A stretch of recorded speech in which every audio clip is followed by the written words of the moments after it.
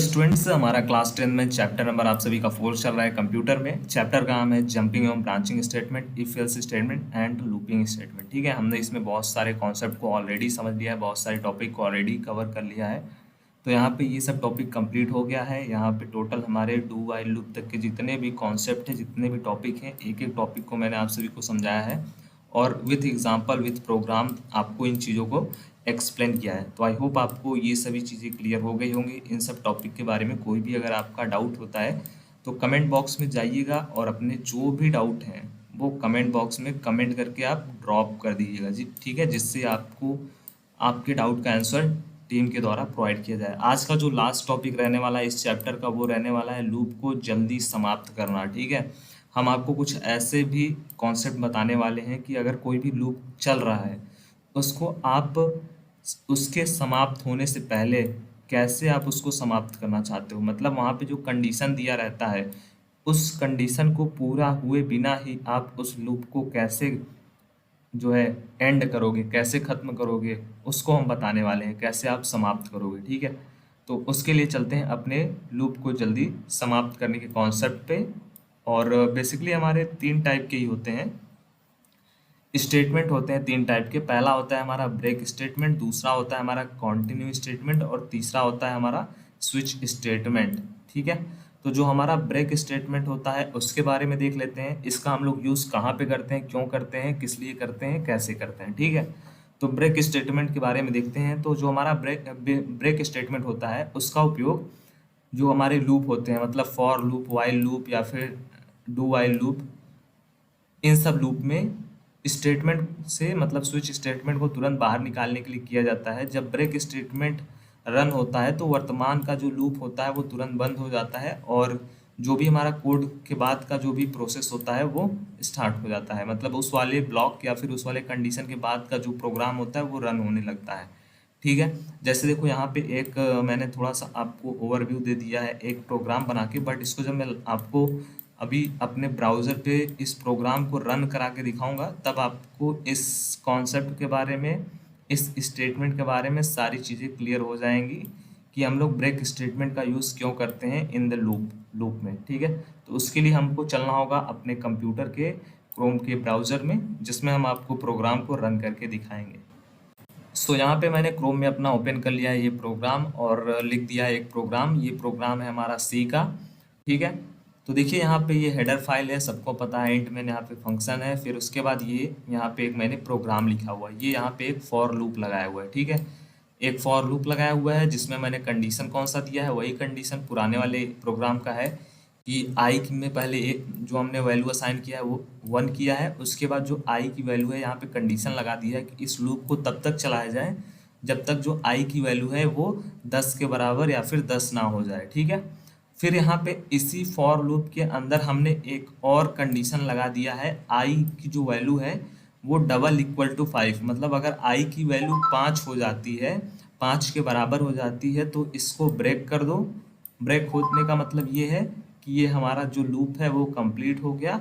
इससे हमारा जो स्टेटमेंट है, जो हमारा ब्लॉक से, इस कोड से हमारा ब्लॉक से जो कंडीशन है वो हमारा निकल करके आगे की तरफ रन हो जाएगा। ठीक है, तो यहाँ पे ये कंडीशन है, उसके अंदर एक और कंडीशन लगा करके हमने ब्रेक स्टेटमेंट लगा दिया है। और इस ब्रेक स्टेटमेंट का यूज़ क्या होगा, लूप से बाहर, मतलब ये जो लूप है वो तुरंत यहाँ पे रन होना बंद हो जाएगा, ये हमारा ब्लॉक रन होना, और उसके बाद इस जो हमारा स्टेटमेंट है वो बाहर निकल कर दूसरे जगह पे रन होने लगेगा, जो आगे भी स्टेटमेंट दिए रहेंगे उनको।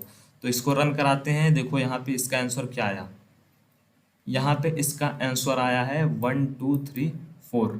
क्यों 4 आया है, क्योंकि यहाँ पे बता दिया गया है कि यदि आई का जो वैल्यू है अगर वो 5 हो जाता है तो तुरंत हम ब्लॉक करेंगे और प्रिंट भी नहीं कराएंगे। इसीलिए यहाँ पे 5 जो हमारा 5 है वो प्रिंट नहीं हुआ है। किस लिए प्रिंट नहीं हुआ है, उसका रीज़न यही है क्योंकि यहाँ पे हमने दिया हुआ है कंडीशन आई का जो वैल्यू है वो 5 होना।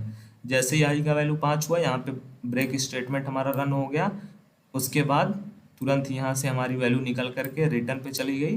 ठीक है, और उसके बाद यहाँ पे हमको आउटपुट मिल गया। ठीक है, तो आई होप आपको ये वाला कॉन्सेप्ट क्लियर हो गया होगा अबाउट ब्रेक स्टेटमेंट के बारे में। तो लूप को जल्दी समाप्त करने में ये हमारा पहला स्टेटमेंट जो हम लोग यूज़ करते हैं किसी भी लूप को जो है कंप्लीट होने से पहले उसको रोकने के लिए। ठीक है। सेकंड नंबर हमारा होता है कंटिन्यू। ठीक है, सेकंड स्टेटमेंट हमारा है कंटिन्यू स्टेटमेंट।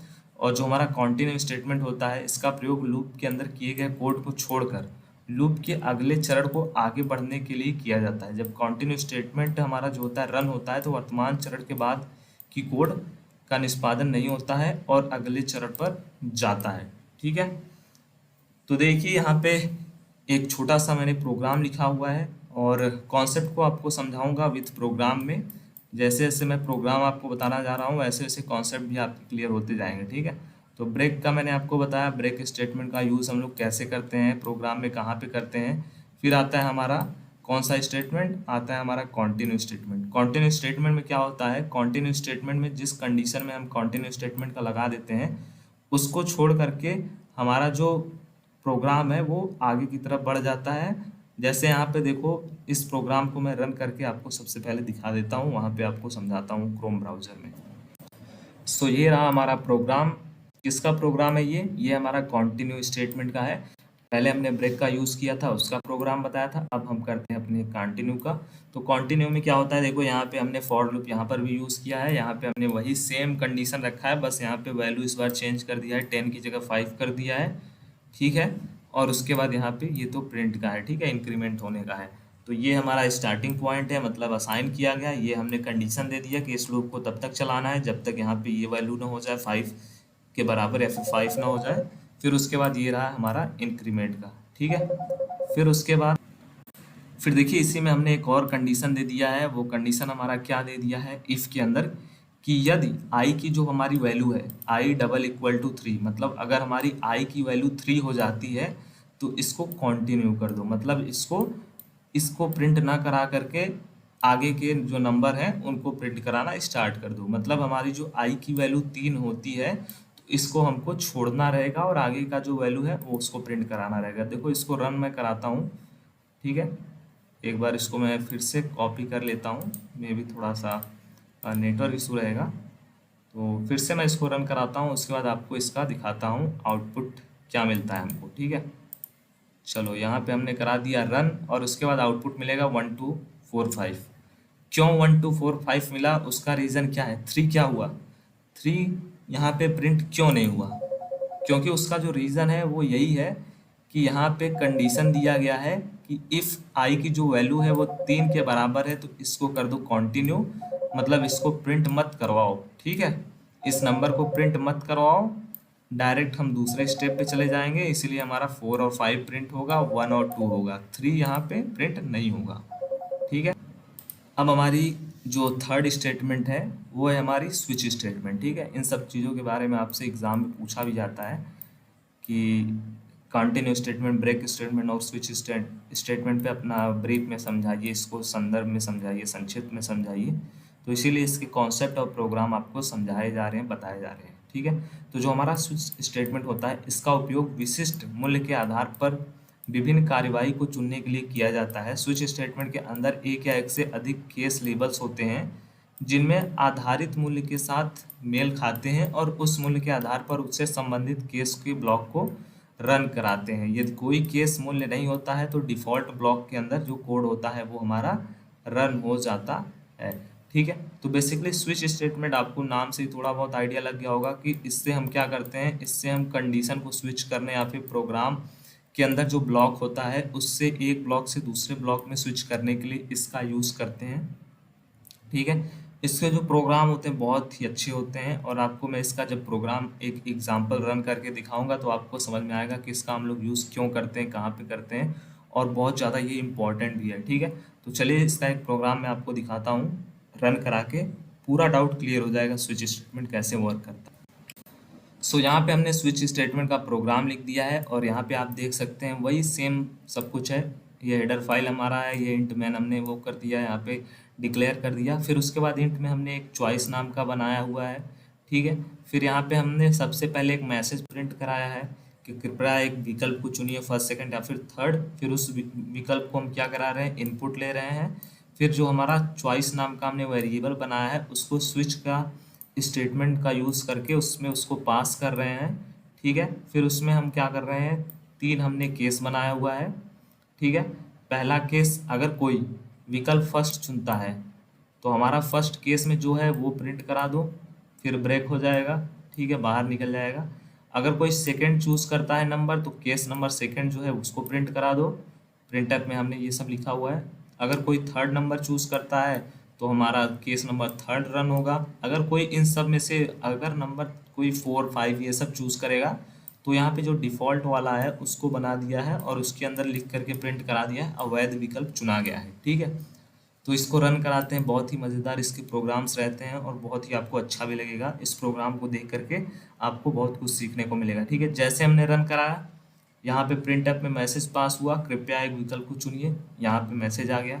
विकल्प हम चुनेंगे, स्कैन ऐप में जो हम इनपुट लेंगे वो हमारा चला जाएगा और स्विच आपका जो चॉइस नाम का वेरिएबल है उसमें वो इनपुट हो जाएगा, ठीक है। तो सबसे पहले हम चलते हैं, एक एंटर करके देखते हैं, ठीक है। एक लिखा, एंटर किया, यहाँ पे हमको क्या प्रिंट हुआ, हेलो हर्ष पाठक, ठीक है। क्यों प्रिंट हुआ ये, क्योंकि केस नंबर जो एक है उसमें क्या है, प्रिंट एफ हेलो हर्ष पाठक और उसके बाद ब्रेक, ठीक है। तो यही तो प्रिंट होगा।